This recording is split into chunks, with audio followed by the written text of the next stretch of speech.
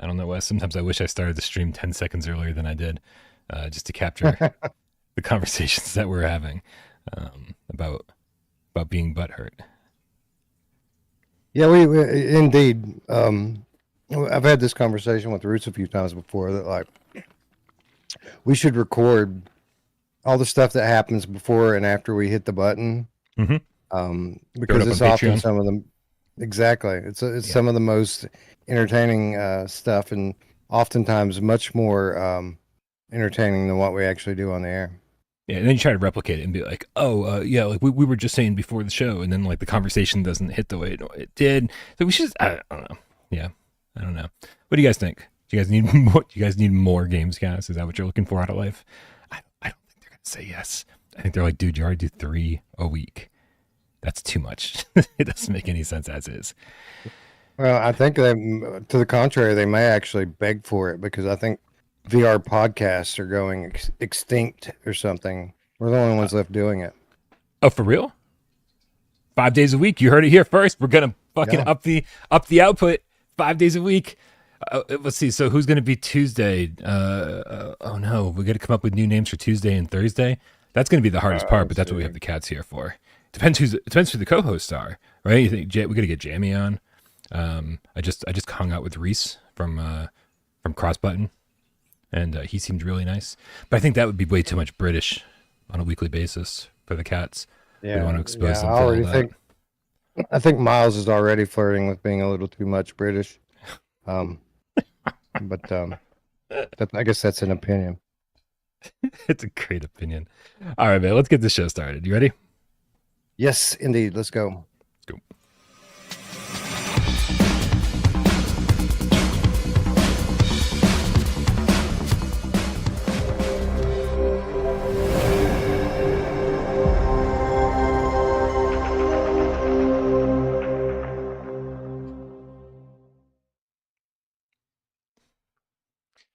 I mean, can anything be on the screen other than me? Hold on a second. Wes, you're not even here. You're barely even blue. You're just the background. This is craziness. And the tip window is not everywhere. There. Hold on. You know what? It's like I'm prioritizing the tip window over you. Is this? That's not it. I think we need to start the show over. This just isn't really working for me. All right, so let's. It's hard to get comfortable when your butt hurts. Oh, no, that was before the show, right? That was before the show. Yep. Okay, hold on. We're almost there. You guys are patient. You understand how this works. There we go. This is PSVR GamesCast Live. We film live every single Monday, Wesday, and 2 West Friday right here on YouTube. We do it live 6 p.m. Eastern for your viewing pleasure. But we care so much about your oral pleasure. That's why we put this up on podcast services of your choice. My name is Bryan Paul from the channel right here with Parole and the Shaman over here. To my left, your right, it is Wes Dillon from Virtual Strangers. Hola, Brian. Hola, mi amigos. In the chato, is that the word, the Spanish word for chat? Chato? Por supuesto. En español solamente. Por favor. Yeah. And beans and diseases to you too, Brian Paul. Beans and diseases. I mean, that has been my Taco Bell experience. So I mean, it seems fairly accurate somehow. Man, dude, this is some crazy shit, dude. I was just saying before the show, before we hit the technical problem seconds ago. That I was hanging out with Rites from Crossbutton VR, and my fault. That I'm not familiar with with Crossbutton as much as I should be. Like I saw their old logo at least all over Twitter, and but never actually like went over and like watched the show and interacted or whatever. So yeah, he had me on the Crossbutton podcast, and man, what a nice guy. What a nice guy Rites is. And so that I guess that show will be going up sometime this week, I guess. And so make sure when that happens, go over to Crossbutton VR and say what's up. Give you a little shout out from all the game cats to Crossbutton when that happens. Cool. Oh, the reason I brought that up is because I was wearing the same shirt on that show, and so it's like gonna look like it was all done on the same day. No, I'm just wearing a dirty shirt today. And in this right here, that looks like bird crap on my shoulder. That is not bird crap. That is now just a permanent part of the shirt. It's like duct tape or something sticky was like pressed against it when the shirt was in storage, and now it's forever there. I've washed the shirt numerous times, and it just looks like it's just residue. Looks like bird crap. But it's just there. It's all good, man. It's a Yuki shirt. I'm not going to stop wearing it just because there's bird crap on the shoulder. Come on now. Agree. That's a badass shirt. I wish I had that shirt. You know, bird crap stain and all. I think it's pretty awesome. Oh, I mean, I'll send it to you. It's like I don't need it. I might have another one, to be honest with you. I feel like when they sent them to me, they sent me two. Although the other one is probably for Jeremy King. For some reason, I remember them being like, to give this one to Jeremy, which was 4 years ago. I don't think I'm giving it to Jeremy. I feel like our friends at Arvery don't love me for whatever reason, because they don't send me cool stuff like Yuki shirts. They don't even put me in their game that they put all of my friends and co-hosts in. Literally everyone we know literally everyone. Yeah. Yeah. So I don't know. Maybe they don't like mom jokes or something. I remember when Anna Ribeiro had DM'd me and said, "Hey, do you want your voice? You know, as like this part where you're gonna be sitting in an office and answering the phones, and like, do you want your voice to be one of the people that calls?" And I was like, "Yeah, that'd be phenomenal." And she gave me the lines to read, and I sent her the voiceovers. And then we got review keys for this was Pixel Rip 1978. Right. And if the phone rang and I was like, this is my moment. Here it is. I pick up the phone and go, hello. Right. Whatever. It's expecting to hear me. And it was like AJ. And I was like, oh, John Riggs, well, I'll call you back. Right. Alex VR, literally everybody, even Todd. They even put Todd Jackson in their game. I don't even know who Todd Jackson is. Exactly. Oh, well, I mean, you're proving a point, but I don't know who anybody is. So no offense to Todd Jackson. Wasn't like there were bigger names in there too. Wasn't like Shuhei or somebody was like on the other end of the phone at one point. It was. I don't remember. It's been such a long time since I played it. Riggs was the big one I remembered. John Riggs from my Rigged Games. Yep. Was on it. I thought that was pretty awesome. Me too. It's a cool dude. Yep. I don't even have Pixar 1978 trailer. This is it, I think.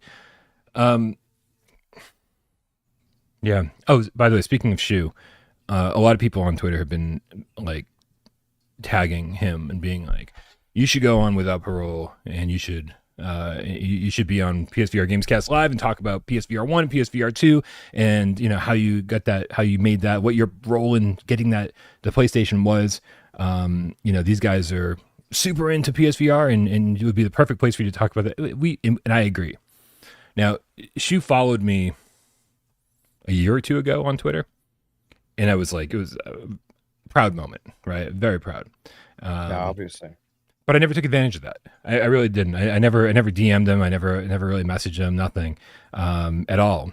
And finally, I took advantage of it and sent him a DM this past week saying, "Hey, man, our audience definitely wants you to come on the show. We'd love you to have you on the show. We want to talk about PSVR 1 and PSVR 2." And he said no. But he said no in like the nicest possible way. He said, "I'm really sorry. I'm just too busy. I can't be on your show." And I responded by saying, "Hey, thanks for at least taking the time out to respond." And he hearted that response, right? So for a busy dude who was clearly going to say no, he did it in the best possible way. I have a lot of love for Shuhei, but it also means we can probably stop. We can probably stop poking him on Twitter now.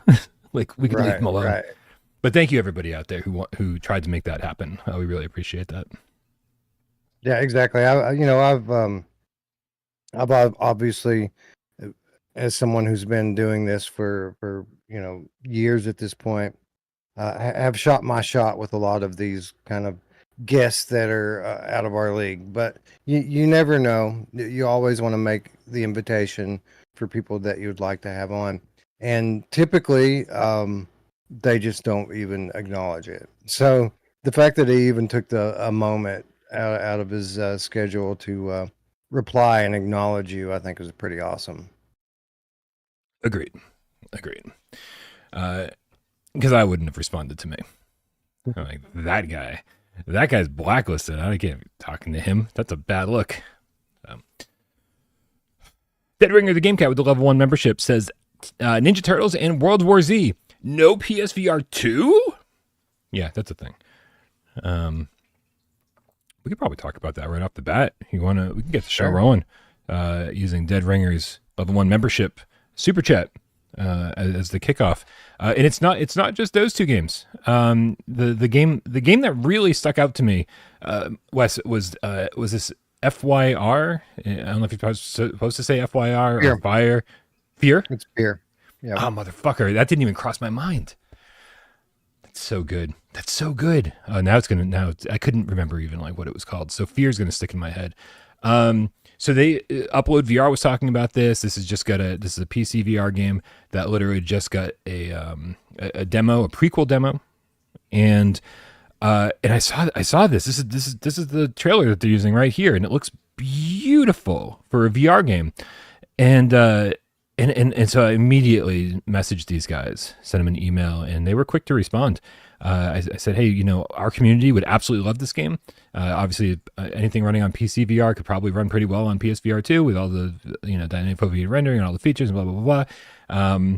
And their response was, hey, if there's enough demand for it, we'll definitely look into it. We'll consider it. We'll try to make it happen. So just a heads up, you guys. I know not everybody's on Twitter, right? But if you are on Twitter, this is where I thought the developers would see the results of this pretty quickly. And so make sure, if you are on Twitter, take a look at motherfucker. At least go over to the Without Parole profile page on Twitter. I don't know what happened. I had this all queued up and everything. We're basically just trying to spread the word. Say, this game looks amazing. Tell these people that we want it on PSVR 2. We're just trying to mobilize the base, if you know what I mean. So, hey man, what the hell? It was totally queued up, just like I thought it was. There it is. So go over there and interact with it. Make sure you comment on it. Make sure you like it, and you tell these guys, because it just looks fantastic. I have no idea how good this game is. Wait, you knew it was called Fear, Wes. So obviously you know more about this game already than I do. What's going on? What's your take on it? First of all, I had this conversation with them as well about 6 weeks ago or so, and yeah, they obviously. Part of the identity of the game that they're trying to make here is that it is, high fidelity and graphically beautiful, super immersive, and that's why that they've decided to go to PCVR route as opposed to doing what most studios do and going to Quest. But I pretty much said verbatim what you just said to them, and they were definitely open to the idea, if there's demand. So like Bryan said, do what you do best, cats. Get out there and let it be known. But beyond that, for any of you out there that has a gaming PC, they've got a free demo available on Steam right now. It's not a level from the game, but it's a playable prequel. Not very long. It takes about 20 minutes to play through it, but it gives you a nice little taste of what the game's offering. And it's pretty important to this team that people get in there and actually download and play the demo. I can't go into a lot of detail about kind of the structure of their company and some of the things that they've got going on in terms of business. But I can just say that the future of this title depends heavily on how it's received now and in the near future. So if you're watching this and you have the ability, please go play the demo. It's pretty good. For all it's worth. I played through it a couple of times now, and I did enjoy it pretty well. Yeah, one of the things that was said over on Twitter, if I remember correctly, and I see people are interacting with it as we speak. So thank you guys. I see that you're out there doing this right now. Chris Warlock said, "I hate that we have to jump through hoops." I'm going to like this tweet, even though I didn't before. I hate that we have to jump through hoops in order to get games on PSVR2. Don't get me wrong, I get it, but it still kind of sucks. And I totally get that mentality, right? It was like, how come on it, especially on a day like today, it just seems like it was like this game, and we'll talk about Teenage Mutant Ninja Turtles in a second, and we'll talk about World War Z in a second. Because of the IPs attached to at least the latter two, they seem like higher profile games. They seem like bigger games, and you're just like, why wouldn't you at least immediately announce these for PSVR 2? I think it can be a little bit frustrating as a PSVR 2 gamer, saying, why is it on us to be like, hey, we also want that. There's three main places to play VR games. Why exclude one of them? And I think, I think I know what the answer is, but what do you think the answer is, Wes? Well, there's a number of reasons. There isn't one particular thing to point toward. But I think there's a lot of friction in general involved with bringing your game to this platform. It's not, development for one platform does not equal development on another platform. They all have their own quirks, and PlayStation isn't particularly easy to deal with on any level, whether you're talking about coding the game or you're talking about getting approved to be on the store, porting.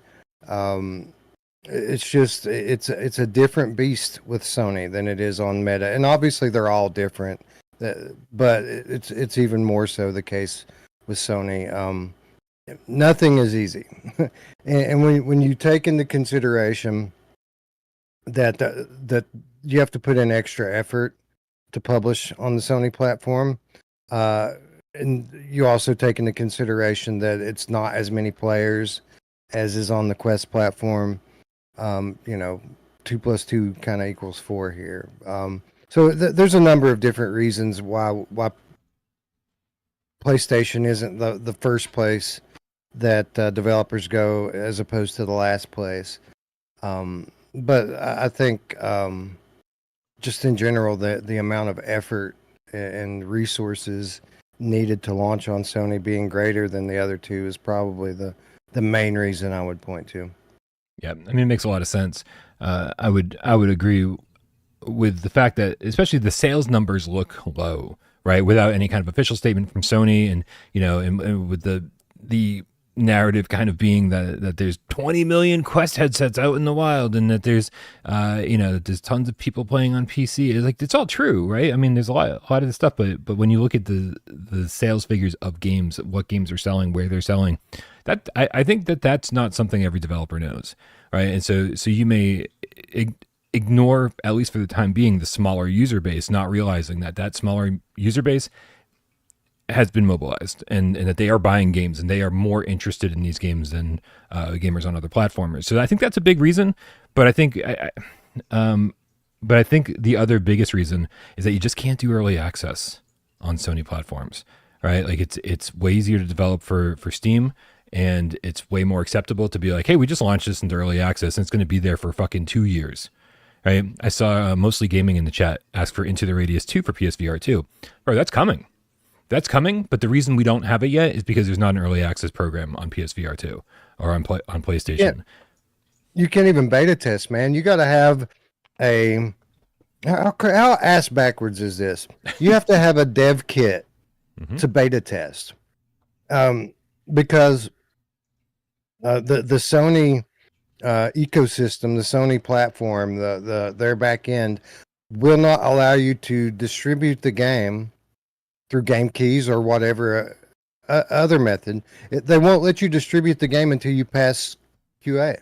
You have to get the game through QA before you can beta test. How backward is that? Like, you need testers to find the bugs, right? But you can't have the testers until all the bugs are gone. It's so fucking weird, dude. Or the volume play says, correction, a test kit. Yeah, Accurate. Oh, test kit. Well, whatever. Yeah. But yeah, no, but you're on the exact right page here, Wes, is that it is asked backwards. And that, when I talked to the Into the Radius guys, when I talked to that team, they were like, oh yeah, like, definitely want Into the Radius 2 on PSVR 2. And I said, well, when? They said, it'll be years, right? Because they're going to follow the same formula with Into the Radius 2 as they did with Into the Radius 1. And Into the Radius 1 was in early access for years while they listened to what players wanted and they bug tested and they just kind of refined the gameplay over all that time.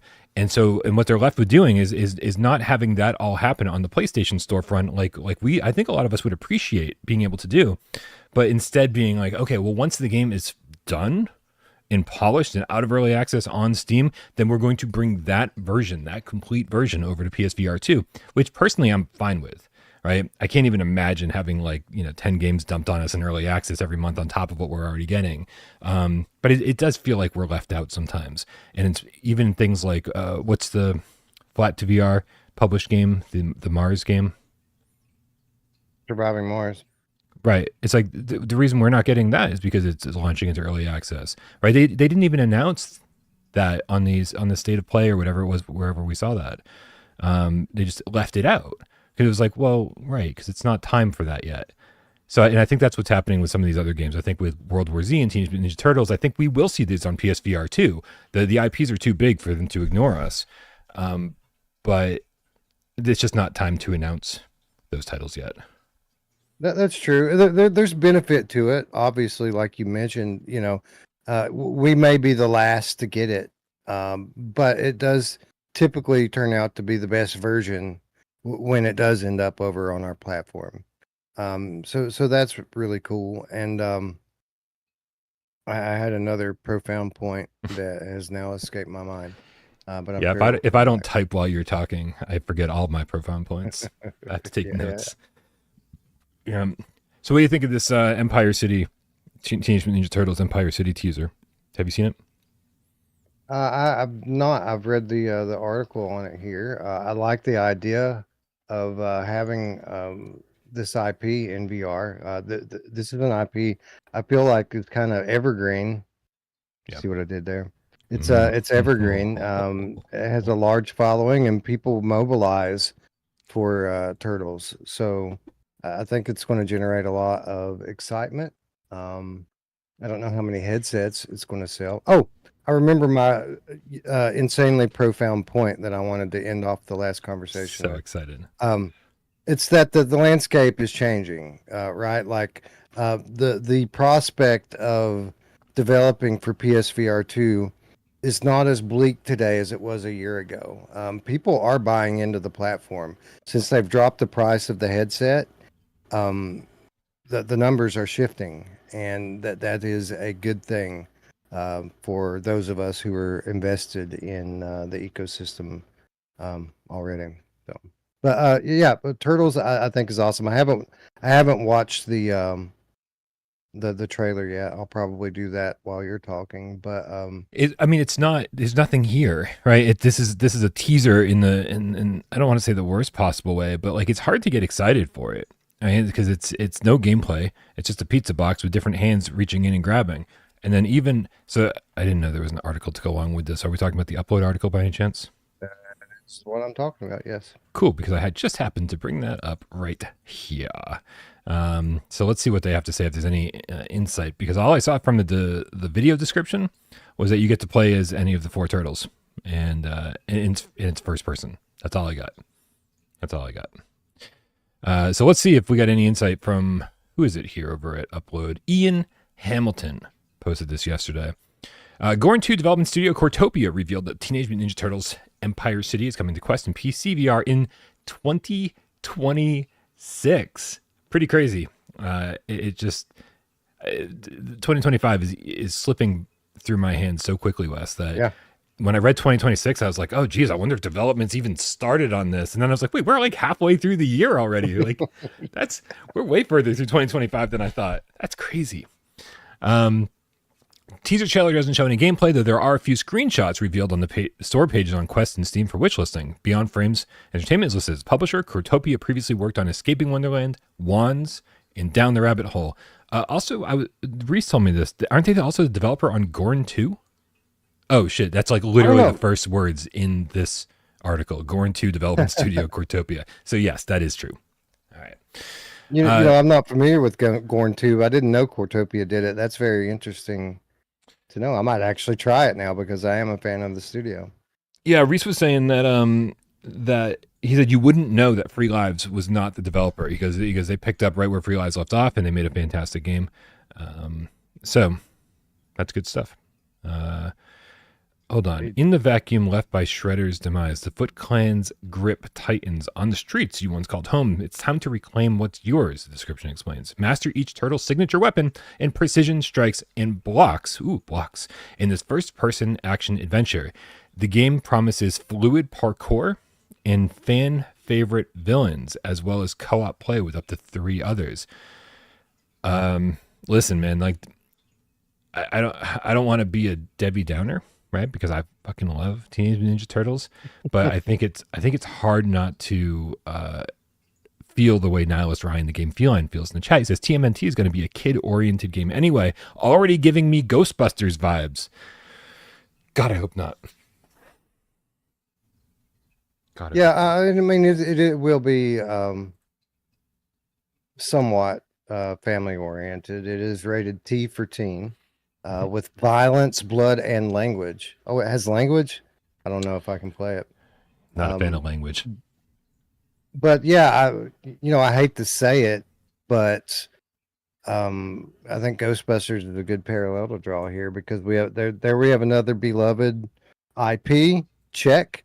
We have co-op experience. Double check. This is all stuff to get excited about. But Ghostbusters is proof positive of when you take a great scenario and turn it into a just okay game. Yeah. Well, we'll see how this comes along, man. But I would bet at least one pizza that we get an announcement for this coming to PSVR 2 before it even launches on other headsets. I think I think that when the hype train starts really pumping up for this, that's when they'll announce other platforms. It's just a guess. Has Cortopia launched anything on PSVR 2 yet? Not to my knowledge. No, I think they've just been hard at work on Gorn too. It does bode well that Beyond Frames is the publisher here, so I think they're going to try to maximize their revenue streams as much as they can, and I think you're right. I think we will get an announcement for this sooner rather than later. Mostly Gaming says, bro, Ghostbusters is awesome. I mean, I think the movies are awesome, and the real Ghostbusters cartoon is awesome. I'm not gonna. I don't like the VR game. I thought that was pretty rough. But to each his own. I'm glad if people out there are liking the Ghostbusters VR game. I'm glad, right? Because for me it was a totally missed opportunity, a massive missed opportunity. So if there's people out there enjoying it, fucking, that's good to hear. I don't want everybody to have the same opinion as me. I want people to enjoy games that they purchase. And I'm old and fucking miserable, and I hate everything, Wes. Thank you says the style doesn't. Go ahead.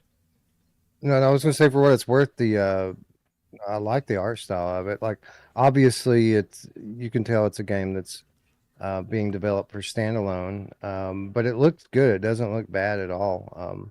They've kind of got this cartoony look to it, but the way the lighting is done, it makes it have a more realistic vibe. It doesn't look like your typical like cell shaded stuff that you see coming from Quest focused titles. Yeah, it's got. It looks like it has a darker tone, despite the fact that it's cell shaded. I mean, it's got to be cell shaded, right? It's Teenage Mutant Ninja Turtles. It's based on a cartoon, or I mean, I'm assuming that's what they're basing it off of. I don't. Man, it's been so long since I was into the Turtles. But when I was into the Turtles, it was when the original cartoon series was on. It was on when I would get home from school, and then of course when the live action movie came out, the first one, not the second or third one. I'm sorry. I know that there's a lot of love for the second and third movies. I think they're garbage. I think the first one is even better now than it was when it launched. When it came out in I think 89 or 90s when it came out. I think it's so good. It's so dark. It's so emo.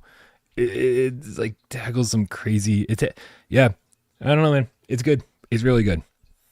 But so I don't know what this is based on. Is this based on like a new cartoon, like some CGI cartoon? I have no idea.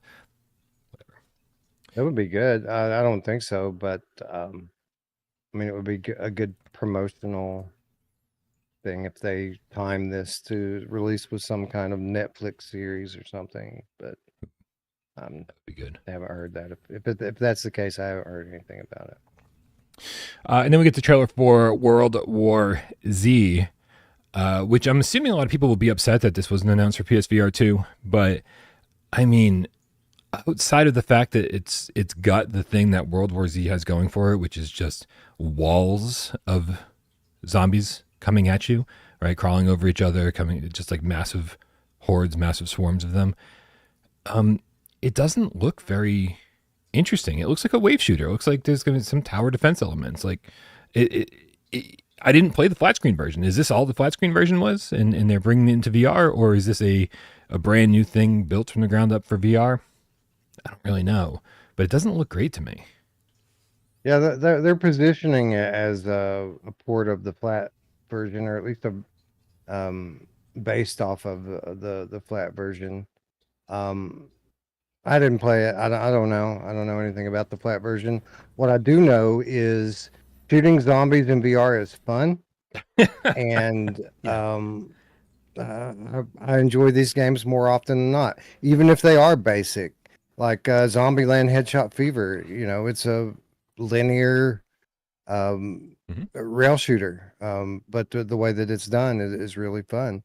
Um, and for what it's worth, like the Starship Troopers like promo trailers and stuff did not make that game look very fun, but when you get in there with friends, it actually turned out to be pretty good. So I'm mildly optimistic about World War Z, just solely based on the genre and what you're doing. Null Zero in the chat says it's a wave shooter flat. The flat screen version is a wave shooter, and I think I remember reading about it and reading reviews and going, "Yep." Like I still occasionally play flat screen games, but being like, "Oh, it's just a lot of zombies coming at you." I was like, "Okay, I'm good. I'm good. I don't need to play the flat screen version." But like Wes said, killing things in VR is way more fun than killing them on the flat screen. So I am. I don't know. If this came to PSVR2, I would be happy because I'd get to get in there with some friends and kill some zombies. But we'll see what happens. What do you think if you're going to rate the probability of this getting announced for PSVR2 eventually, Wes, on a scale from 0 to 10? Yeah, I don't know. Typically, I mean, typically these games that have franchises behind them come to PSVR too. A lot of them even originate in the Sony ecosystem. Um, but on the other hand, it's kind of weird that they're not mentioning it right off the top. Yeah. Typically projects like this, they'll say it. They'll at least have the logo on there and say it's coming later. So it is a little weird that it's not there now. I'm going to say a 5 or 6 out of 10. Like this one, you would think it would come along, but it doesn't seem to be coming. So Yeah, I think that's a fair number. I think people would be surprised out there just how frequently Meta and Sony step in and go, "Here's some money for development." Like, you're bringing a game to PSVR. Here's some money, even if it's not exclusive. Right? And it does sound like Sony has been a lot more stingy with those with those definitely. piles of cash that some studios desperately need. A lot of studios look at PlayStation VR and just say, "Well, yes, and it's probably not worth the risk right now." And so, if Meta gave us money, we're gonna focus on that first. And so, my assumption is that's all part of this, is that Sony's just not giving studios money like they used to, and so it's PlayStation VR2 suddenly becomes a lower priority. And if it does well on other platforms, and they're like, "Well, this is it cost us so much money to port it over to PSVR2, and we can make 2x that amount of money." Well then it's financially feasible. So That's definitely the case. Especially for like smaller titles and smaller indie teams. I would say for like small indie games, most of them are funded in some way by the platform owner. Most of the time, Meta. And the way it works is, I mean, sometimes they do grants where they just want to help, seed a new company or a new game. Most of the time, though, it's not a grant; it's a like a loan. They provide seed money to get the project off the ground, and then they recuperate that after the game launches through taking a higher percentage of the sales. Um, that is extremely common, and yes, Sony did similar things in the past, but a lot of that money dried up a year to 2 years ago. So Yeah, we've heard stories. We've heard stories yeah, about people, making games for PSVR one, and they were completely sirens on my end. They were completely funded by Sony, and then the game sold so little that the person making the game never made any money on it. Right. So after the game was published, it was like $0 of revenue coming in, because basically waiting for Sony to take their share first to recoup their losses, yep. and then Sony never recoups their losses, so the whole game is just in the red completely. And if you're wondering why some of these PSVR 1 games have not made it to PSVR 2, it's because Sony and the developer never made their money back on the original game to begin with, and so there's no financially reasonable way forward to bring these games to another platform, and that really sucks. There are studios out there that exist entirely off of pre-launch or pre-development funding. They literally bounce from one project to the next, where they'll make their living for the next 2 years off of the money that Meta gave them, and then when that money runs out, they have to launch the game, and then uh, go to Meta with a new game and try to get it approved and funded. And literally, they never make any money from sales at all. The only money they ever make is money that's coming from Meta to make the next thing. Pretty crazy, but that is absolutely the truth. Mostly Gaming says, "Are we not going to talk about the Midnight Walk? It's an absolute banger." We've talked a lot about the Midnight Walk over the last couple of weeks, and so I think the next time we talk about the Midnight Walk is when that patch, that resolution patch, drops, and then we'll have a reason to talk about it again. Mostly Gaming, but until then, I think we've said all there is to say. Great, I agree. Absolute banger, great game. Don't let that one get past you. Oh, Nihilus Ryan, did you have to? Nihilus Ryan with a $5 tip. It's a good thing I love you, dude. System Critical 3 hype. This was not on the run of show. And no, I'm not the developer, I swear. How much did the developer pay you to do this? No, System Critical 3 is available to wishlist on the PlayStation Store. I'm very curious about it. I'm not going to lie. I thought System Critical 2 was rough, to say the least. Some games are made by one or two people, and they you would never know it. Some games are made by one or two people, and they're amazing. And then sometimes a game is made by one or two people, and it really feels like that. And I'm not.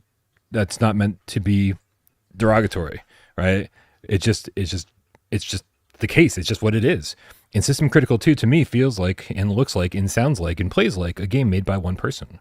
And so we've had a lot of criticism about System Critical 2 over the last year or two, and my only hope is that the developer's been listening and taking all of our feedback and saying, "Hey, man, like I've got this third game coming, and I'm going to make it the best one yet," because he's almost there, right?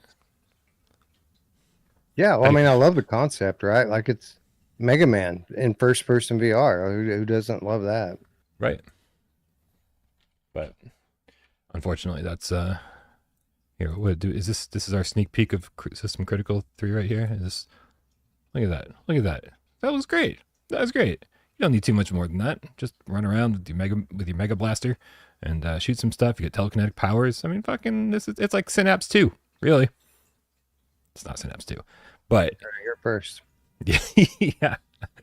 But I mean, listen, it looks fun, and if it can polish up some of the stuff that made System Critical 2 not so great. I think we might be in for a fun ride. That's what I'm hoping.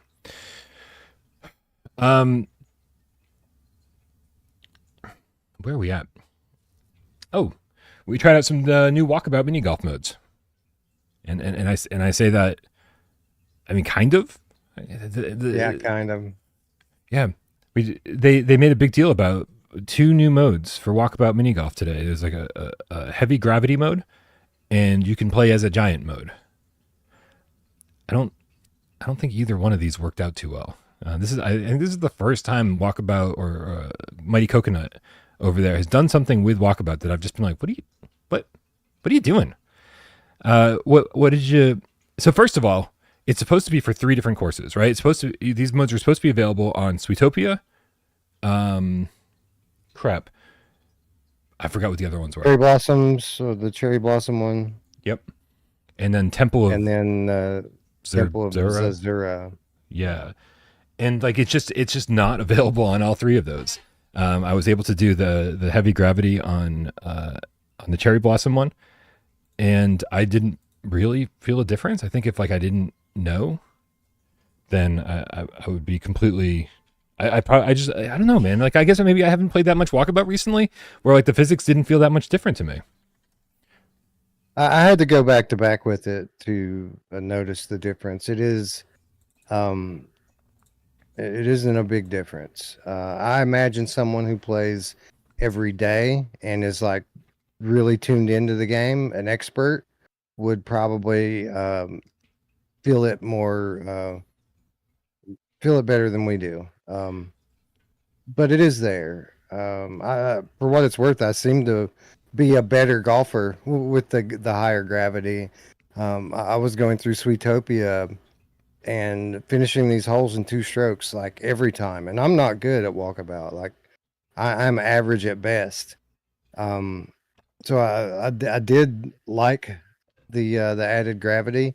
It kept me from overshooting, and like even like the hole where you have to use the ramp to shoot over the little stream or whatever. Typically, I'll either do that too soft, or I'll do it so hard that it crosses over and then it bounces out of bounds. It just didn't bounce out of bounds. Now it was great. Like it just went where I wanted it to go. But no, the difference is minuscule, and I imagine that you'll need to be an expert player to really notice a big difference from just the normal mode. Yeah, I mean, I guess if you played a lot of Walkabout, like you said, then you already know the exact amount of pressure to apply or the amount of force to apply with your strokes, and so this will throw you for a little bit of a loop. I don't. It's been so long that I think the first shot felt a little bit off, and then I immediately adjusted to it and was like, oh, okay, this is just how it is. So I didn't seemingly do any worse than I normally do. Just a couple strokes, and I basically not bogeyed. I think I either birdied or parred every single hole that I tried. So it wasn't. I think I would have liked something that was a little bit more extreme, something that was like requires a lot of force, something that was radically different. And it's really strange. Sorry. I think that's what we're expecting when you see something like giant mode. Mm-hmm. Your head goes to this place where like these updates are going to be something that's comical, something that you can make viral content around because it's such a wild shift from the vanilla experience. But this is more of a they're taking the giant mode update that very much fits into that category and pairing it up with the gravity option, which is for a different crew. It's for a different audience. It's for the people who are hardcore Walkabout players. And you weren't even able to test the giant mode, right? Because you didn't have the one course that seems to support it. No, I didn't have Zazura. I looked for it in the other 2 and couldn't find an option for it. So no, I didn't even play the giant mode. Yeah, really strange, man. Really strange. And so I did have Zazura, and this is what it looks like. Yeah, it's like in my head I was like, this is going to be great. It's a completely different way to play these courses that I've already played a million times. And I don't know, man. It's weird because the gravity on the giant mode seems like it was affected way more than the gravity that was in the gravity mode, right? This seems like low gravity mode when you're playing it as a giant. The ball seems to like float a lot more, and I'm like, well, this feels like kind of playing on the moon or something like that. So, I don't know. Listen, I really enjoyed Raptor Cliffs, the newest DLC that they put out, the one with all the dinosaurs. And I've really liked all the DLC and all their game modes, the different, the simultaneous play, the race mode, all of that. I'm a huge fan of everything that they've done with this game until today. And like, these modes are just not doing it for me. I have zero interest in ever going back to either of these. So I don't know. They can't all be massive W's, right? Like there's always gonna be a little bit of a to be a little. No, I get it, but it is a little weird though coming from them, right? Like they've never ever released something that's half baked like this. Like typically when they come with an update, whether it be a big update or a small feature, it's legit, it's finished, it's polished, and it's definitely notable, like a notable change. This just feels like they maybe internally have a cadence that they like to hit, so that they're always providing something to keep the player base engaged. And it feels like this is just kind of what they had, and they pushed it out there. And yeah, it feels like even if this stuff was fully functional and polished, it would still kind of be a non-story. So yeah, it's a little bit out of character for this studio, but it is what it is. Like everyone deserves a mulligan, I guess, at some point, right? Look at you with all the puns today. This is good stuff. Good stuff. Is it Friday already, boys and girls?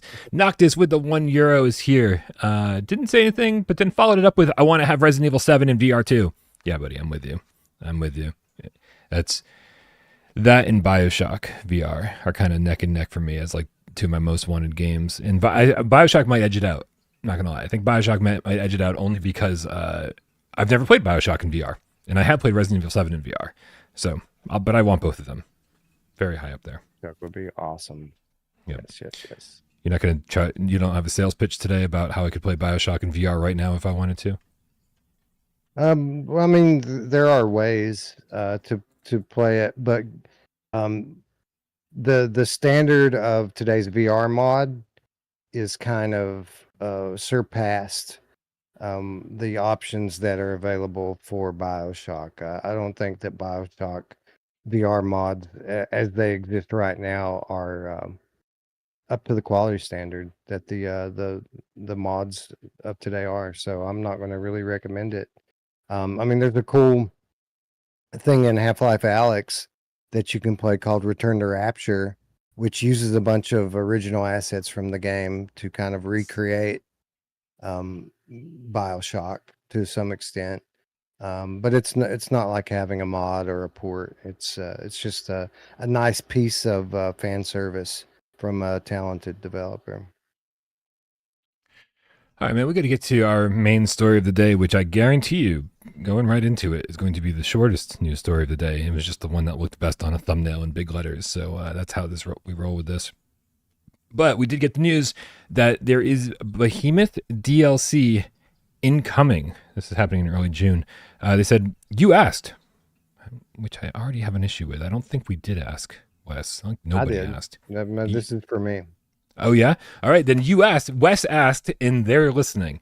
Get ready for the Rites of Wrath update for Skydance's Behemoth, featuring 2 new modes, the Arena and the Behemoth Trials. So they didn't really detail what this is all about. I'm guessing that maybe Upload has an article or something that we can look at. Is this really something you were asking for, Wes? Did you want more Behemoth in your life? Yes, I want more Behemoth in my life. I feel like this game is criminally underrated. I think that it's in a well above average VR game that got average reviews, and due to a lot of jank that had around launch, has kind of been written off since then. And I love Behemoth, and I would definitely be down for more content. I've always kind of been a little weary about like these wave-based modes, which is kind of what I feel like this is mostly going to be. So that's a little bit of a bummer. Um, but yeah, man, I think that this is a great game, and having more of a great thing is typically a positive thing. I mean, I agree with you, man. I actually really enjoyed Behemoth much more than a lot of people did. You know, despite some of the jank, and they've cleaned a lot of that up at this point. A lot. People are still reporting that it's not completely cleaned up. So, you know, I want to be going like, "Oh, you said it was perfect." It's not. But yeah, this isn't like it looks like the stuff that they're including here, the stuff that they're adding to the game, is sort of like, this is gonna sound really bad, like the easy stuff to add. I know it's probably not easy to add anything to a game. Probably not, you know, at getting free DLC. Like, you know, tough to sneeze at that. But, you know, what I want from the game is more behemoths. I want more campaign levels. I want, right? Like that's the stuff I really enjoyed about this. I didn't, you know, I didn't go into my review going, you know what we need more of? Arena mode. Where you just, you know, where it becomes swordsman. No, like Behemoth and hopefully Undead Citadel and all these games are delivering what swordsman didn't give us, right? The big long story driven campaign with all the great mechanics.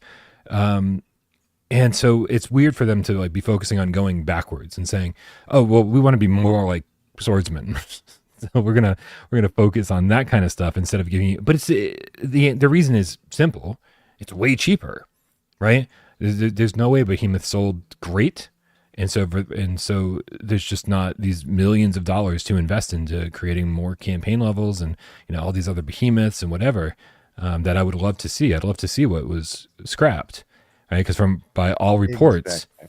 there were easily 2 to 3 times as many behemoths in the original plans for this game, and we did not get 8 or 12. We got a handful. We say handful because we don't want to spoil anything for anyone. Yeah. I think you're hitting the nail on the head here. I think with regard to Behemoth, the thing that makes this like an 8 out of 10 game versus a 9 or a 9.5 or 10 out of 10 game is the scope of it, and the structure, right? Like you can tell that this project was initially supposed to be something bigger, and it's had parts removed and reshuffled, right? And I feel like not only did that kind of take away from the overall amount of game there is for you there, but it also kind of um, affected the flow of the game in a negative way, that made it kind of be not as awesome as it potentially could have been. So you're right. It would be cool if they could have worked some of the stuff that was cut out into kind of its own thing, be a maybe a 4-hour DLC campaign or extra story or something, whatever. I don't know exactly how it would work, but I'm with you. I think the fighting mechanics and the movement and stuff. It's cool enough that some of this arena and wave based stuff will probably be fun for a while. Um, they may even go the route like everyone else is doing right now and putting like some roguelike elements in there to kind of keep people coming back to it. But the people that like that game, this isn't the type of content that we want. Like we like the game because of what it is and the story based narrative that you're playing through. We like the journey, right, of going through this land, the Forsaken Lands and taking on the evil things that dwell deep within. And that really just doesn't translate to wave after wave after wave of killing enemies, no matter how fun it is second to second to hack and slash these things to bits. We should probably speculate at least a little bit as to what we think these are going to consist of. 2 new modes: the arena, which we've already gotten the arena beta, right? So they're calling it a new mode, even though we've had it in beta. So it'd be interesting to see what they've added, right? Because from what we saw in the launch version, Arena Beta just was like one map with just lots and lots of waves of enemies coming at you, and it never changed. It didn't matter how far you got. It was just the same map. And it was like, how far can you get? And I was like, I got bored before I died. Yeah, I don't care how far I can get. It's like, it's not how far you can get before you die. It's like, how far can you get before you lose interest and turn it off? Right. So I'm hoping that they start taking advantage of other mechanics that are in Behemoth, right? Like there's a bunch of traps that you can utilize. You can use your grappling hook to rip trees across the environment. There's usually like a pile of rocks somewhere that you can like pull out the structure below it and then have all these rocks pour down on the enemies. But none of that stuff was actually in the arena mode. And so if they can add that stuff into that and make it necessary to use that stuff in order to progress from wave to wave, they've at least made it a little bit more interesting. And so I'll take that, right? It at least makes that mode feel a little bit more complete, especially if you're progressing from map to map. Saying, okay, well, you've completed this one. Now you're on to this one. It's like, ooh, new place. Nice. Or how about this? You know, everyone does these wave-based arena mode type things. Like, it's been done 100 times. Why don't we lean into what makes this title different? Namely, the grappling mechanic.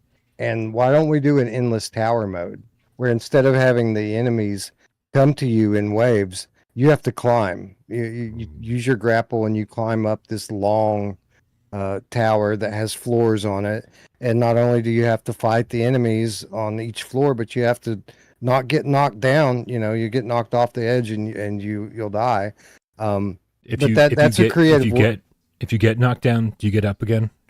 Are they ever going to keep you down? You're never going to keep me down. Sorry, that was not worth interrupting the show for. but that's a way that they could make this uniquely Behemoth, right? They could put you in a tower that you just climb your way up through and climb and climb and climb. And maybe they do like I forget the name of the game. Swords of Gargantua. Store. No, not Swords of Gargantua. The one that's on the PlayStation Store. It was a quest game. You're going up through levels of the towers. It was co-op on Quest, but they didn't bring the co-op over to PlayStation. Oh crap! Yeah, I just forgot what it's called too. It was blurry on PSVR2 when it got here, right? Exactly. That they could do like that, so that like every 10 floors that you're able to climb, maybe there's a mini boss, and then on the 20th floor there's an actual behemoth or something. Again, these are just ideas I'm spitballing out of my chair here on the spot. Like, I would have loved to see something like that as a part of this, and maybe it's there. Maybe they've made this game or this game mode their own in some way that we're not familiar with yet because we haven't played it. But these are the sort of things that I would like to see. You know, it doesn't have to be radically different than what's out there, but it does need to be somewhat different. The Innkeeper says, is he seriously suggesting adding more climbing in a VR game? No. Did you not play Behemoth? You get this cool grappling hook. And like that would be a cool way to get you from level to level in this. But I think, dude, the more you were talking about it, the more I was like, you know what? I think they should have leaned heavier into what Swords of Gargantua was doing. And like, so yeah, so now you have this cool, interesting way to like go up the tower. Every single time you take down another floor of enemies, the floor in front of, above you opens up, in this grand way, and then you grapple up and it closes and you fucking fall. And then you could have all these roguelite elements, right, that are changing the stats, that are giving you curses and perks going along the way. And so that could have been a whole other way to do arena mode and make it feel like its own game. How many times have we played roguelites that weren't even as deep as that?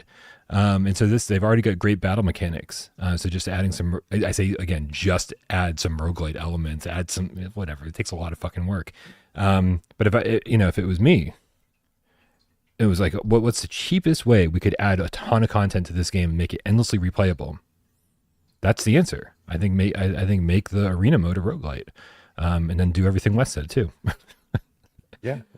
Put that grappling mechanic, make it so that, I don't want to climb by hand. That sucks. Like, I've had enough of that. But, using the grapple to rappel up or swing across, things to get to the next floor, like, that's fun. And it was fun in Behemoth. And again, it's things like that they should be putting accentuating in whatever the new content is going to be, if it's not going to be campaign style, linear, story driven.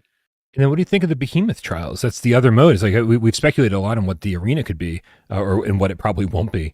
But the Behemoth trials, that could very easily just be like a boss rush mode, right? Where you just, instead of having to play through all of the levels that connect the one Behemoth to another, it's just, hey, how fast? Maybe it becomes a speed running challenge type thing. You're rated on how quickly you can take down all 4 Behemoths. That's just a guess, though. Like, it's called the Behemoth trial, so if it doesn't involve Behemoths, I think we've got an issue. I think it very well could be, and I think that this is probably, if I had to put my money on it, this is probably their roguelike mode. Everyone does with these roguelike modes now, like Asgard's Wrath, for example. Like everyone has this this roguelike B mode or B side that is their way of trying to keep people connected, and oftentimes these roguelike modes are really well thought out and a vast departure from the core gameplay mode of the game. But even the best ones, I've yet to see one actually hook a core audience that sticks with it and continues to play it week after week after week. Typically, it's something that people go into 2 or 3 times and say, hey, that's really cool. What else do we have to play? Right.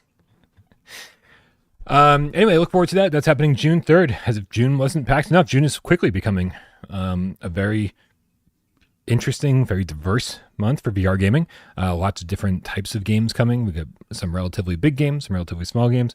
Even Cyan Worlds updated and said, "Hey, we're still trying to get through CERT. We think they didn't even say. I don't even think they said we think we'll get it out in June. But Firmament should be here soon." All right, let's take a couple of these tips, and then we'll do our last news story. We got Professor Lilith with a $5 tip. What's up, Lil? It says the Sunday multiplayer survey is posted. Man, remember, guys, every Sunday at 2 p.m. Eastern, everybody gets together on Discord, and we play some multiplayer PSVR2 games. These are probably games that are sitting in your library, and you're like, man, how come there's no one to play with? Online is so barren. These are empty lobbies. Well, we've got the solution for you. We've got the Sunday multiplayer every week, so go vote on what game you want to play. Choose among Vegas Ultimate? I think it's Vegas Infinite. I could be wrong. Infinite. No Man's Sky and Legendary Tales. It's a tough call. Those are very different games. Although after our Legendary Tales sessions a couple weeks ago, I think that's where I'd go. %. Nice. 1,000%. Legendary Tales for this one. So go vote. Although I Discord. gotta say the poker thing is cool too, just to hang out with people and dick around and joke and drink and be merry. So, and it got updated recently, right? We finally have crossplay. Do we? Okay, Yeah, cool. it took like a year and a half. Like, I think, you know what? What's funny is that we talked a lot about Ninja Turtles game, and we talked about World War Z, which I believe both have 4-player multiplayer. And I think multiplayer just isn't as easy to deal with on PlayStation, and definitely not crossplay. PlayStation is Sony is way more of a stickler when it comes to how crossplay works, and so that could easily be another reason why the PlayStation VR2 versions have not been announced, or why they'll be the last ones to come out, just because they know this is going to be a bitch. Yeah.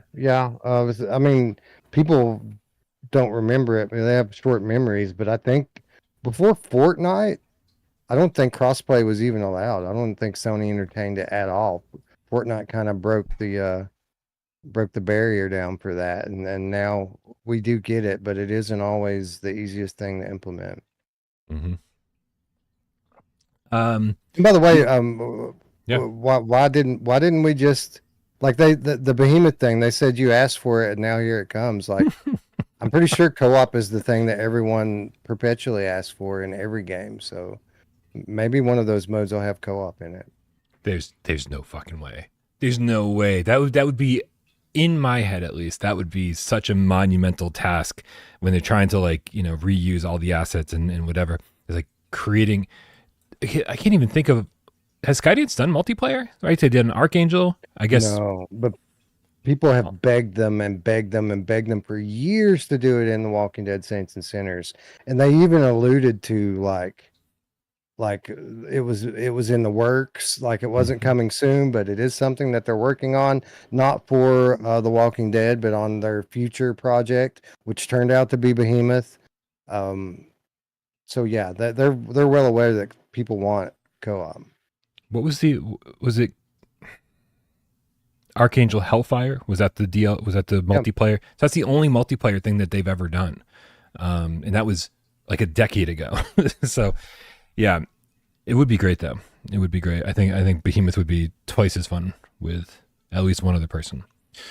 Yeah, Uh, the arena like imagine the possibilities for combinations with one person using the grapple and another person using like a great sword or something. Like it could be really really cool if done right. Nick Mula says, I've never asked for co-op in a game. And I'm with you, man. Like co-op is never something that I cared that much about. Then we got it for Ancient Dungeon. And I even, there's got to be video evidence of me talking about, oh, hey, Ancient Dungeon, this game that I gave a 10 out of 10 to, one of my favorite games on PSVR2, one of my favorite VR games, period. A great example of a roguelite done really well in VR. I was like, I enjoy the solitary experience. I enjoy the solitude of it. I feel like it's got this creepy vibe going on that it'll be ruined with other people there. And I was correct. The creepy vibe was ruined by other people hanging out with me, but it also became infinitely more fun to go through that game over and over and over. If you're going to try to go for like a new game plus, like I definitely want some of the cats there with me. So yeah, so even when we haven't gotten even when we've gotten co-op and not asked for it, I've been like, this actually turned out to be pretty cool. Yeah, it makes things fun to have your friends in there with them, and it's one of the things I feel like that sets VR so far apart from traditional gaming is the multiplayer experience and the experience of being in a physical space with someone who isn't in your physical space. Um, I think that's great. Like you're on the East Coast and I'm in the center of the country, but in 5 minutes we can put our gear on and be in the same room. Yeah. It never has ceased to amaze me. A lot of the stuff that makes VR great becomes second nature and kind of old hat after a while, but still the networking aspect of it still amazes me. Yeah. Yeah. I have a friend in California. He'd moved out there and got married and had kids and everything. And I stayed here and didn't get married or have kid. My life is exactly the fucking same as it's been since I was 12. Let's be fair. And so like we just, we grew apart. We had different things going on in our lives. And recently, this kid's being older, he had time to get back into gaming and he saw that, VR was a thing. And we've reconnected by playing Ancient Dungeon together in co-op. We've reconnected by playing Phasmophobia together in co-op. So, these are not things I asked for, but since I have them, I'm very, very happy. Also, I love that Nick was like, I've never asked for multiplayer in games. And I immediately queued up footage where he and I are playing Ancient Dungeon together. His name is like blasted across the screen. I know you didn't ask for it, but here we are. He had to get at least somewhat hyped for the multiplayer of Tetris Effect when it came in, right? Ooh, Like a little bit. maybe. I don't know. Nick. Nick. Nick. Nick.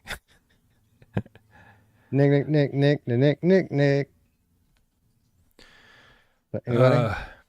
Now it's Nickelodeon. Yep. I just assumed we all knew what you were talking about. Now it's Ryan the Game Feline. I'm only reading this because I don't even understand. He said, I've never met a person who would benefit from a Tinder account more than Bryan. Think you he's saying that you need ways to spend your time to get you out of the house or get people into your house. I don't know. You saying I need a relationship? Oh, I don't know about that. There we go. World of Long Plays goes Nickelodeon in the chat, spelled out properly. Thank you. Yep. Okay, we got the Game Cat Andrew Ehrenreich with the $5 saying, "Holy shit, is it Wesday already? Damn, I have to go back and catch up. How is everyone? Bryan, is that bird crap on your shirt? Hold on."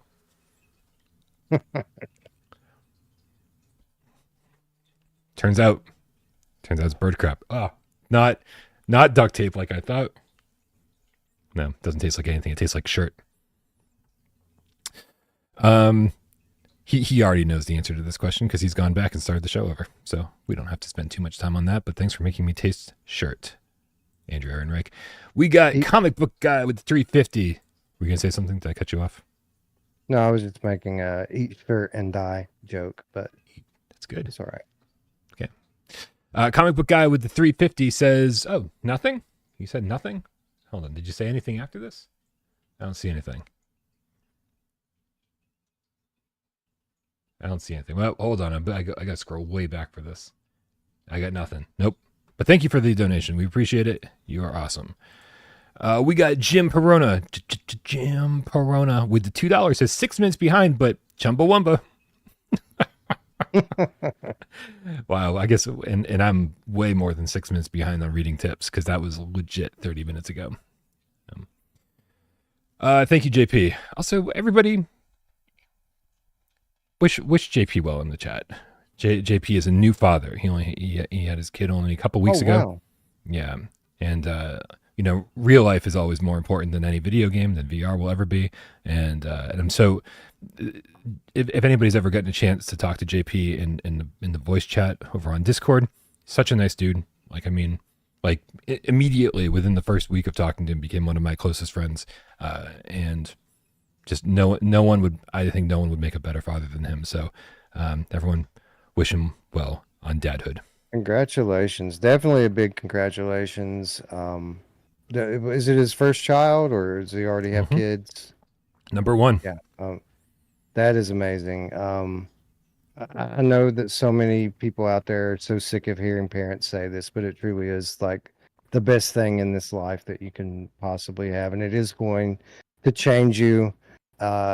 Fundamentally in all of the best way. It's going to make you a better person, and I'm sincerely happy for you. Congratulations. And I will mourn your loss as part of this community and as a fellow VR gamer. We love you, dude. We love you. I'm going to give you shit forever, and anyone that I lose to Parenthood, I will give shit to. But it doesn't mean it's never serious. I totally respect that other people out there are, giving up their time and their money and their energy to bringing life into this world, because I'm never going to do it, man. I'm never going to do it. I came to terms with that fact probably a decade ago, and it still weirds me out, right? Because it's like, here we go, 45. Like, if I'm going to do it, this is probably the time, right? And it's like, no, let's just cross it off the list. Like, I cannot imagine. Wes, you are the busiest person I know. And the fact that you're also a dad on top of everything else you're doing, I just don't understand it. I don't like it's you're like, you guys are like superheroes. Like, I could never do it. I just don't have that in me. So you absolutely could, Brian. It really, I mean, while there are obviously challenging times that come, it's just part of life. Like, it's not like it takes effort. It's just, it's more like an extension of yourself, right? This is just your life, and providing for them and interacting with them is just, it's just what you do, man. It's not hard. It's rewarding. I mean, it is hard at times, but it's absolutely worth it, 100%. And as far as like losing JP to Parenthood, you're not going to lose him, man. Like, you just make the kids cool. Like, I put a controller in my kids' hands at the age of 3, right? Like, now they're all gamers. They'll all play VR with me on the drop of a hat. Like, it's cool to have. I have a full squad right now. If I want to go run Legendary Tales, we can go do it. It's pretty cool. Yeah, that's great, man. That's great. Yep. I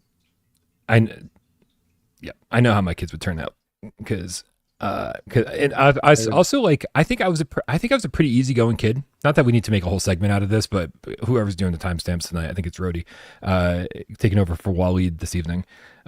Thank you, Rody. This whole segment would just have to be called Parenthood. It's I think I was a pretty easygoing kid. I didn't play sports, right? And I didn't like, my parents were whenever like, oh, we have to go to Brian's thing, right? Like Brian's this event or that event or whatever, or get him or bring him from here to there or whatever to, travel all over the place to pursue my interests, right? I was always in like a band, and so we would play in my garage. So poor them having to listen to that, but they didn't. I don't think, and I still think I was an absolute fucking pain in the ass kid. I think back at all the times that like I really made my parents suffer and didn't, and it just, and so with my luck, it would be 10 times worse than that. How many kids do you have? You would be a great dad. 7. I have 3. I have 3, and you'd be a great dad. And the reason why is because you're a loving person, and you would just naturally treat your children with love.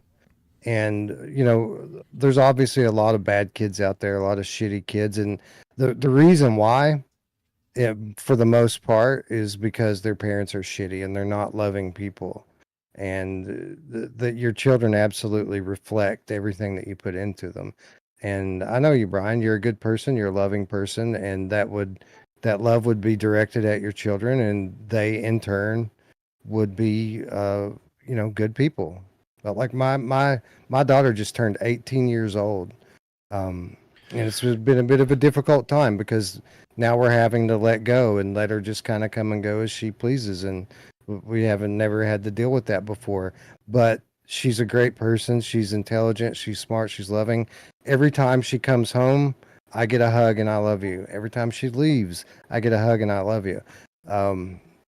So again, and I haven't done anything. It's not like I've been super dad or anything, but I've just always cared for my family, and that's really all it takes. Is you just have to care, and everything else just kind of works itself out.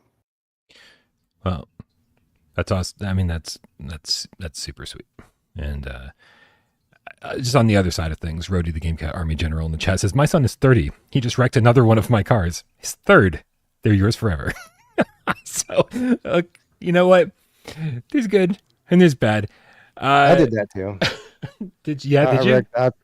I totaled my dad's Blazer. Oh, no. When I think I was 18 when I did it. I disappeared for a night and went and hung out someplace all night that I shouldn't have been at, and then I went to work delivering pizzas on no sleep, and pulled out in front of a van that was going 70 miles an hour and T-boned me directly in the passenger side and completely totaled my dad's Blazer. Wow. Yeah. Anyway. It happens. Anyway. Dan Kiefer says, where are the band tapes? So I was in bands. I have so many cassette tapes sitting in a shoebox, a Converse All-Star shoebox, that I've never converted to digital. I've got tons and tons.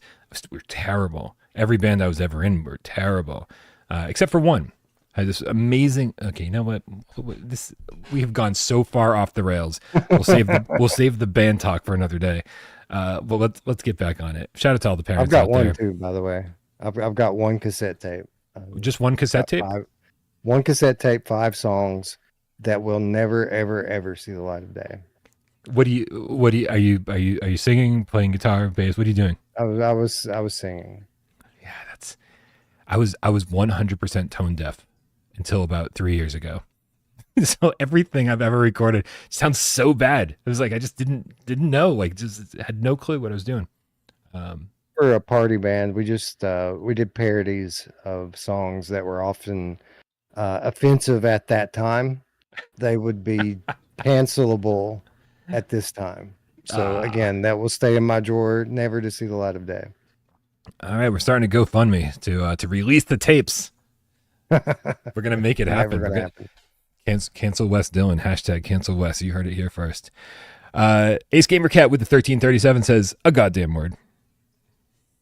Well, I guess when I give a shout out at the end of the show to everyone who doesn't say a goddamn word, you're not one of those people. Thank you so much for being here. For you. Atomic Teapot, the Game Cat, with the Australian $2 tip, says, really enjoyed the PAX video. Thanks for making it. I mean, my pleasure. Thanks for to everybody who helped get us there and allowed that to happen. it was nuts, dude. It was nuts. There was so much footage to go through, just like days of collating footage before I could even start the editing process. Just getting stuff from all computers and all phones, and from everyone else's. Everyone else had video to share with me, and it's just a lot. There's a lot to go through. So I'm glad you enjoyed it. I really am. PAX was a blast, and I can't wait to figure out what we're doing next year. Probably why in the chat says, can GamesCast become this talking about life issues and general stuff? Just another piece of evidence that to call back to the top of the show when we said we should record what happens before and after. Mm-hmm. Like, obviously people find it much more interesting than us talking about how VR games do or don't have co-op. Yeah. I mean, this is sort of like, what GamesCast has always been, right? Like since the beginning, it's like people who try to stay on topic. It's like, well, no, you're ruining it. Let's go off topic and let's have fun for 20 minutes. It has nothing to do. Dude, I don't know if you saw Friday's episode, but we spent a solid 30 minutes talking about Doom: The Dark Ages, which has no plans to come to VR. So I don't know. But it is playable with Luke Ross's most recent update to the Real VR mod. Doom Dark Ages, Doom Eternal, and Death Stranding all now supported, playable in VR. I've never played Death Stranding, and I really want to. And I think in VR, I would do that. You know what else? If it is true and it supports those three titles, then it is highly likely that Days Gone is not far behind. I love Days Gone. Days Gone is so good, and I've only I've spent 40 or 50 hours with it, and I'm only about halfway through the game. Like, I really took my time and explored everywhere and just loved what I was doing. And then when I realized I'm like only halfway through, I was like, I feel like I got to move on. And I never went back to it. I probably should. It was Jamie bought it for me when I got a Steam Deck. That's awesome. I've never played either of them. I haven't played Death Stranding. I haven't played Days Gone. Always been interested. Have always been waiting for a way to play them in VR. And there was a way before, but it was extremely convoluted and difficult to install. So I never went through the trouble. But now that Luke Ross is doing all the work for us, sure, why not? I only have to play one more title or stream one more title, and then I'll be free to mod whatever I want with my computer. And by that point, it'll be time to upgrade that graphics card all over again. No, I think I'm going to do it tonight. We did the next to last one on. We did the next to last one on Sunday, which was Talos Principle, which was cool. That was a made for VR game. And tonight, I think I'm going to do it. I don't have time to do it. I'm just going to do it anyway, just because I want to play something else. But Lies of P, and I've already played it a couple of hours of it in VR, and it's fun. It's pretty awesome. But I've got it modded. I've got it working. I've played it a couple of hours. I've got the thumbnail made. I think we're just going to rip the Band-Aid off tonight and spend a couple hours playing Lies of P so that I can get to what I really want to do, and that is play Silent Hill. Silent Hill 2 remake. Ooh, that's awesome. And guys, if you want to watch any of that, make sure you go subscribe to Wes and his friends over at Virtual Strangers. The link for that is in the description below. Especially like not just if like, right, but like it's more PSVR2 talk for sure, right? And there's a lot of PSVR2 stuff going on over on Virtual Strangers. But man, if like you're ever curious whether you have a PC or not, if you're ever curious about all this modding stuff and like, oh, is it worth it? I think a lot of people have a preconceived notion in their mind about the modding stuff. It's like, oh, you can do it, but it's janky, right? I think if you watch some of the stuff on Virtual Strangers, you'll be surprised just how good these mods make these games. Like a lot of them, I don't. Should I say a lot of them? Some of them, half of them, seem like they were actually designed to be played in VR. Yeah. Some of them feel like native VR games. Like you wouldn't think that it's a mod. It's pretty incredible. I hear the Silent Hill game is kind of like that. It has like an issue or two. But for the most part, that feels like a native VR game. People say Firewatch comes to mind, a game that feels like it was made for VR. Yeah, I mean, some of these mods are so good that, and these modders are so talented that they have all gotten together to form a game development studio that brings flat games into VR. I don't know if you've heard of it or not, but it's a pretty special project. Pretty special. I want to play Firewatch in VR. That's all I thought. That's all I could think about when I was playing Snow Scout in VR. I was like, oh, it's just was more like Firewatch. Oh, you know what else is really good? You ever heard of this game Neon White? Yeah. It's kind of like a fast-paced first-person platformer type thing. Dude, that game is so fun in VR. It feels like it was meant to be a VR game. So good. I've heard of it so much that I've actually got a trailer ready to go here for Neon White. Nice. Good stuff. Nice. Wild Hour, the game cat with the Australian $5 tip, says big shout out to the dads and fathers to be, especially JP and my dad. And thanks, guys, for all the content from PAX 2025. You got it. And man, it really, I will say, just found out on the PAX stuff. It was, talking to developer after developer after developer. I kind of got to the point where I was like, there's these people are not going to be interested in talking about VR, and I'm just going to be burdening them and bothering them, and so I didn't really go into it with a lot of questions prepared. I figured each one was probably going to be a 3-minute interview and just ask everybody the same questions. I learned a lot, man. I learned a lot about talking to these people and about the fact that they are interested, and especially getting the word out about their game to a wider audience. The number of people who responded by saying that Corgi's Cozy Hike or whatever it's called, Cozy's Cozy. People who saw that and were like, this game looks great. I'm going to buy it on Steam regardless, right? These developers are just happy to talk about their game, whether it's coming to VR or not. They just want to get it out there. And so, if we do this again next year, and I get to talk to a whole new set of developers, man, I learned so much about just, walking up to people and doing these kind of man on the street type interviews. I learned so much that, I guess it's not the kind of stuff you can learn until you do it. And the more you do it, the better you get. So I think next year is going to be even cooler. A lot of these guys are artists, right? And they dedicate years of their life to building out these worlds and these stories and these characters, and being able to actually go into the world and be in it and witness it from a different perspective is kind of like the dream. So I feel like most of these indie developers in a perfect world would love to be VR devs. It's just a monetary thing. They need to make a living, right? But I feel like if it was just unlimited money and these people could do whatever they want, I feel like they'd do VR first. Honestly, a lot of them. Yeah, it makes a lot of sense. I didn't know. I thought you were going to have more to say, so I was not prepared to switch the scene back. I can talk more if you want. I can keep going. It's okay. It's okay. In fact, we're running a little bit long, so I'm going to ditch this next news story. We'll save it for Friday's show. But Bad Vegan with the $2 tip says, Wes, I'm changing my game request to Koi Koi. Koi Koi Love Blossoms. Too late, bro. I've already put 2 hours into Lies of Peace, and I've already made the thumbnail. It's cool, man. I made the thumbnail. The first milestone in the game, you go to this place called the Hotel Crot, and it's this big, crazy Victorian looking building with cool lettering on the front that says Hotel Crot, CRAT.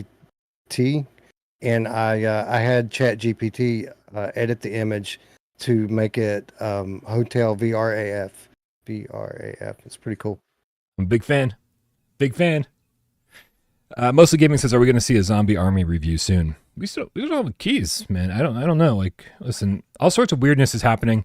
We still don't have keys for Zombie Army VR, but whatever, shit happens. Patiently waiting for them to have a review build ready for us. And then Get Out, Do Not Open story comes out in 2 days. We were supposed to have keys for that a week ago. Some people already do. Some people already have reviews out on their channels. We've not been blessed with such things. I've even talked to the developer recently. Oh, keys are coming. It's okay, I don't know what's going on. So listen, we're at the mercy of developers sometimes for these things. But it will be 100% a massive priority to get the Zombie Army VR review done on time, so that you guys know if it's worth your money. Yeah. Did they push the embargo back on our box? Can I wear my shirt now, or does that get pushed back too? I don't know. Mine's still at the post office. I keep forgetting to go pick it up. I go to like they only keep the stuff at your post office box, like big packages, for like a month. And so I got to make sure I go to the post office every single month, and I just completely forget for months at a time. So if anybody ever got something sent back to them, it wasn't that I didn't want it. It's just that I forgot that I had a post office box. Taunt760 says, "Are you doing a Ghost of Tabor review?" Yep. It's just I want it to be a good one, and you don't bust that out in 3 days, and with all the other things that I'm trying to do. Yeah, listen, the Resident Evil 4 review was 10 months late. 10 months after launch. So it just, that's what happens if you don't get keys, then you start falling behind and it's hard to get caught up. And then you got to make time with Ghost of Tabor. I feel like I need to spend at least 50 hours in that game before I really feel confident, describing all the different gameplay mechanics and all the crafting systems and all the rooms in the bunker and all that stuff. And I'm just like, I haven't gotten that time yet. So once I find that time, there will be a review. There'll be a review for everything in my head. There will be a review for everything. Right. One day. Yeah. All right, man. Let's do a little 4-minute challenge and we can get out of here. You ready? Yes, let's do it. Nice. You guys know how this works. I've got a PSVR1 or PSVR2 game in my head, and it's up to Wes and you guys out there to figure out what game I could possibly be thinking of. You have an infinite number of questions to ask, but only 4 minutes to ask them in. So make sure you ask Wes.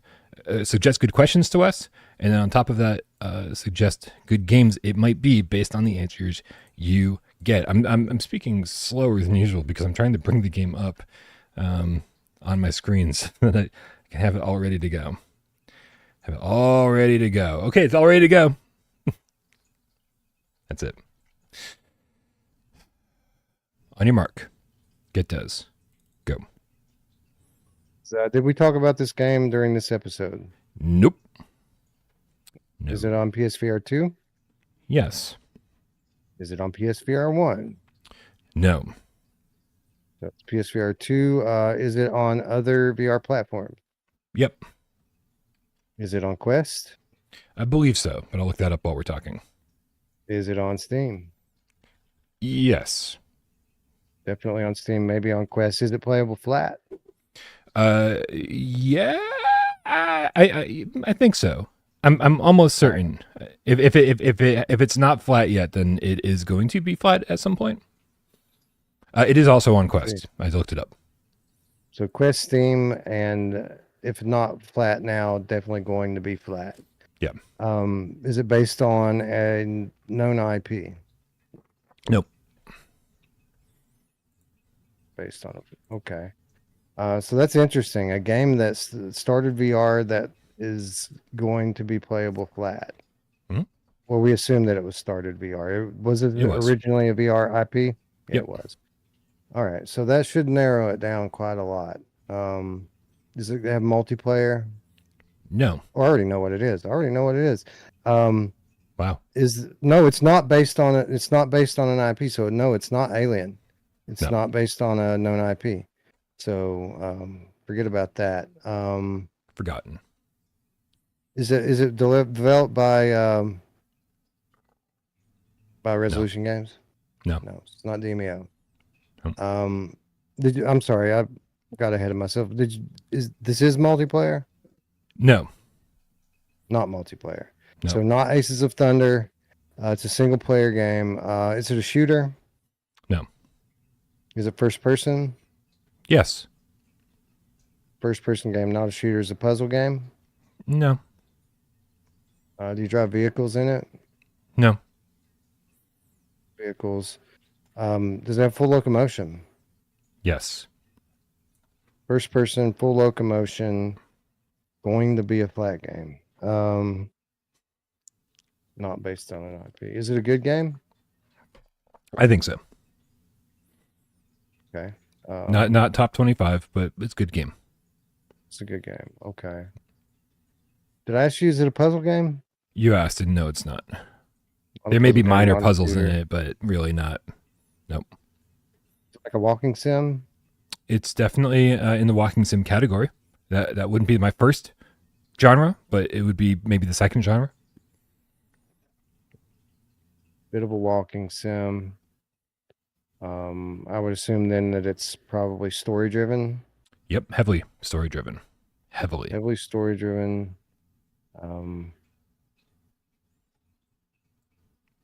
Is it cartoony?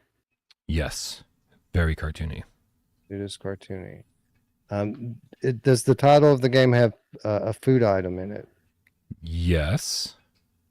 Is that food item based on seafood? Yes. Is this title Sushi Ben by chance? Coming out literally 1 year ago today, May 28th, 2024. It is indeed Sushi Ben by Big Brain. I would say it's a graphic novel, digital novel, more than anything else, but then walking sim probably right alongside that, if that makes sense. Yeah, it does. It does completely. Yeah. Yep. Literally Fair. 1 year ago today.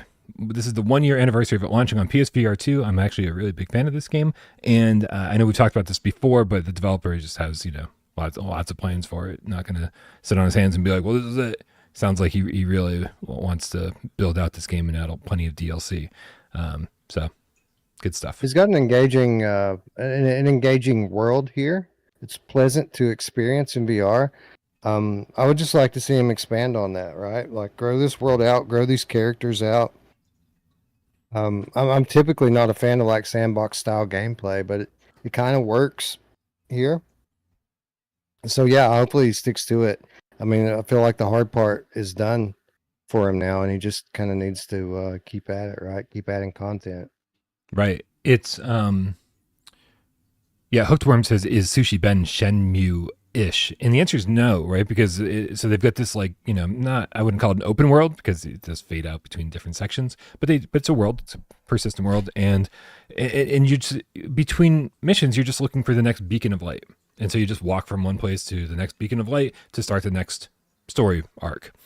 And there's and the thing that I didn't like was that we met so many cool characters during my time with it, and between missions or between progressing the story for it, I wanted to see what all those characters were up to, what they're just hanging out. Can I go play ping pong with them or go fishing for some other random reason, or I've got this little kind of a bare bones apartment with nothing in it. And I was like, let me go do stuff and buy cosmetics and deck out my apartment, like all these little things. And it's just like there was nothing to do between missions, and I think he agrees with me and says that that's something they're looking into, expanding upon. So I can't wait to see what happens with this game. But even as is, it told a nice story and it was really fun and it was like a pleasant world to hang out in. So I'm a fan. To make it into a kart racer. I'm down. You've been racing. Yep, for sure. Yep. Show Astro what's up. That's for sure. All right, you guys, make sure you go subscribe to Wes over at Virtual Strangers. It is time for us to get out of here, though. Thank you, everybody, for hanging out. Thank you, everybody, for supporting the channel financially, whether it be over on patreon.com/withoutparole by being a member over here, by tipping during the show. But, that's always secondary. We're just happy that you're here. We're happy that you're part of the community. So if you've been just hanging out, shooting the shit with us, participating in 20 questions, or even if you're just one of those people sitting back watching the show and not saying a goddamn word, we know you're out there, and we love you just as much. Happy Wednesday, Wes. Happy Wednesday, Brian. Happy Wednesday, cats. Talk to you soon. Let's go.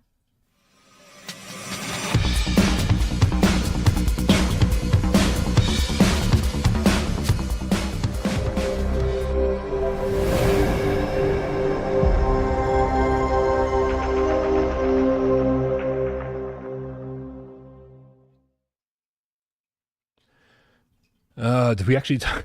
It's always funny when we get back to the thumbnail and then I have to read it again and go, did we actually talk about all this stuff? So frequently we just don't. Oh, right. We decide to talk about fatherhood instead of the Behemoth DLC or something. Parenthood, sore butts, and what else? Who cares? Oh, man. But it is time, because every Wednesday we take a look back at Without Parole history and we see what was going on this day or this week, last year, the year before, or whatever it is. And we're not going to go too far back this time. I do have to scroll down to find it, though. We're going to go all the way back to. Man, I need an eye exam. I'll tell you that, because 2022. This is. You might be surprised. Why can't I find it? I literally planned. Oh, here it is. 2022. Yeah, you nailed it. So May 27th, yesterday, 2022. And here it is. PlayStation VR2. What are the 20 plus launch games? And then the other headline is new Alvo map in zombies mode, which meant that it was kind of a slow news week other than looking forward to PlayStation VR2.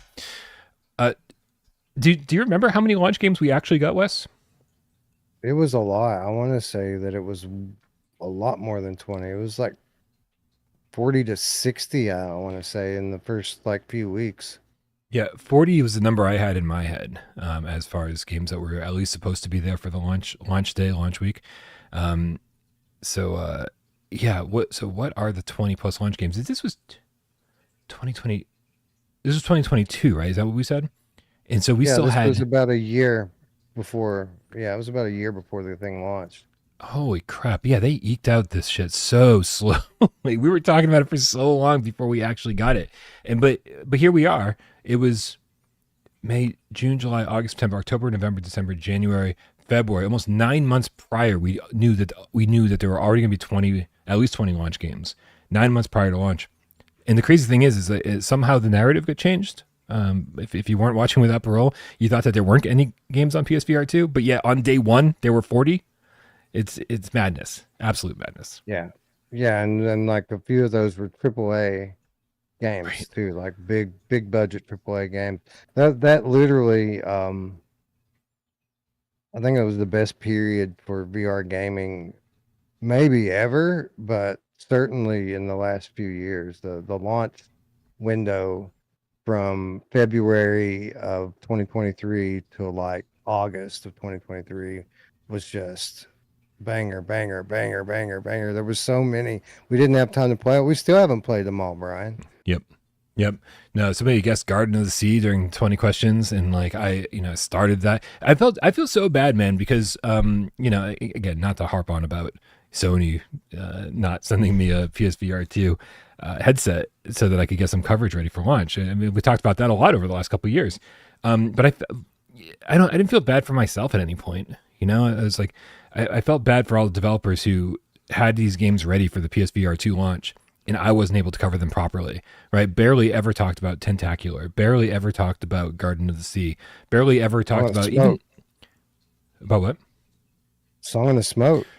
Right, Song in the Smoke Rekindled. Oh my God, like just like one of the best survival games ever made even better, and the Last Clockwinder. I mean, the list goes on and on and on. There's so many great games at launch, and I just wasn't allowed to cover them properly. Instead, we just get slammed all on the same day, like anybody who's going out to buy their headset, just like I did. It's like we don't even know what to do. It's too much, and I've been playing catch up ever since. I'm never gonna get caught up. Let's be honest. Well, thank God we didn't get like properly hooked on Gran Turismo, because we may have had to end the channel if we give that game the attention that it deserves. Yeah, well, I could say the same thing about Phasmophobia. Although I probably gave that the right number of hours. Oh well. Wait, what was that? Wait. Steve Irie says I'm a wee bit too optimistic with that thumbnail selection. What are we looking at? I didn't even look at what was in the thumbnail. Okay, so there's a hand there. Last of Us, Spider-Man. I think that's Half-Life Alyx behind them. Killzone in there too, right? Yeah, I don't. Wait, what are these even fucking here? What are these here for? What? This makes no sense whatsoever. Speculation about what the launch games are going to be. I mean, at that time, we were under the impression that Sony was about to elevate VR by finally, since they had the horsepower in the console now, they're finally going to give us hybrid games and elevate VR because they can. And dude, you just brought back all sorts of memories, being like, oh right, because they did say this is a quote from somebody saying that there'll be around 20 plus launch games Sirens on my end. Right. And so we didn't, yeah, so we didn't know what those were going to be. We weren't talking about Demio. We were not talking about the other games I just listed. Those weren't really on our radar. We were like, you're right. We were so down the hybrid rabbit hole that, well, yeah, that this all seemed like it was plausible. Oh well. Yeah. It Well, I made mean, we it, were talking about getting a big release every month for like the yeah, first 2 years. Yeah. yeah. Wow. Um, listen. I think it was pretty cool. What we got, I think it was awesome that we did at least get 2 hybrid games at launch, with Village and Gran Turismo. I certainly was more optimistic. Also, it's just like I was saying this, I think it must have been Cross Button, unless it was on Friday's show. But I think Sony changed, right? So For sure. Sony was not happy with us. That's the reason we're blacklisted from Sony, not because we leaked the release window of PSVR 2, not because we leaked the specs. It was because of the hybrid stuff. We talked so much about the hybrid stuff that I think that just changed internally. I think they thought it was good. They thought it was going to be one thing. And that's the message that we got in a very roundabout way, but it came from Sony, and then it changed, and we saw kind of pieces of it. We saw pieces of that strategy, and that just never really came to fruition. I mean, there was a lot that took place during this time. It was a time, and still kind of is. We're still on the tail end of it a bit. A time of transition within the company where the old guard was on the way out and the new guard was coming in. It was a time of change in the world with the pandemic and the global supply chain being disrupted in a severe way. And it was also a time that the expectations for VR as part of like a viability and profitability standpoint, that idea was also skewed because at that time Meta was subsidizing a super cheap headset and releasing inflated statistics, making people think there were a lot more people in VR than playing on a daily basis than there actually was. So I think Sony probably came into this generation expecting that they would set the tone with like Gran Turismo and Resident Evil 7 and maybe another title or two, and they were very much expecting third party studios to also go down the hybrid path. I think that whole developer summit was them just telling people what they want the next generation to look like. That they don't expect people to spend $10 million developing a VR game, but they certainly can take a $10 million flat game and make it into a $12 million hybrid game. And that was kind of their vision for the generation. But the numbers didn't add up. They didn't sell as many headsets as they want. They priced themselves out of the market from the get-go. And then when they started to lose interest in supporting the platform, so did a lot of third-party studios. And hence where we're at today. We do have momentum on our side today. We're a growing platform that we often hear is more profitable than a lot of people give it credit for. But yeah, I mean, it's still, it is what it is, Right. And you're welcome, Sony, because Huh. I think they probably would have been happy to let it die, and we're like, nope, we're not gonna fucking let that happen, motherfuckers. We're dragging this thing with us. We're gonna make sure it survives, and here we are. Here we are. I'm not patting myself on the back. I said that in jest, but I do think that we helped, along with a lot of other creators. We helped keep this thing alive. And give credit where it's due. Sony has done some good things too. That they did drop the price. Better late than never. You can get it right now. The Horizon bundle for $350. We didn't even mention that during today's show. Right. It's like super cheap to buy in right now. Yeah, days of play. They also rolled out PC support that worked surprisingly well on day one. And so Sony certainly did some things that enabled the success that the platform is seeing today. I just want to know what those two games are, Brian. What are those two games, and when are they going to reveal them? Listen, man, I think before the end of the year we're going to learn some stuff about what's happening at Sony and VR2. Just saying. I don't want to put words in anyone's mouth. I don't want to make promises that they can't keep. But I've heard rumblings of certain things happening, and I think we're going to have. I think by the end of the year, people are going to be even more excited about this headset than we already are. So Wipeout and Returnal. You heard it here first. Returnal. Oh man, I'm fucking on board big time. Let's go. All right, you guys. Man, I think the after show was just as long as the regular show. Well, we did what we said we're going to do. We're going to let the camera keep rolling after the show. Right, but that was supposed to be for Patreon. So everyone who listened to the rest of the show, you owe us some money. Yeah, pay up. Pay up. No, don't.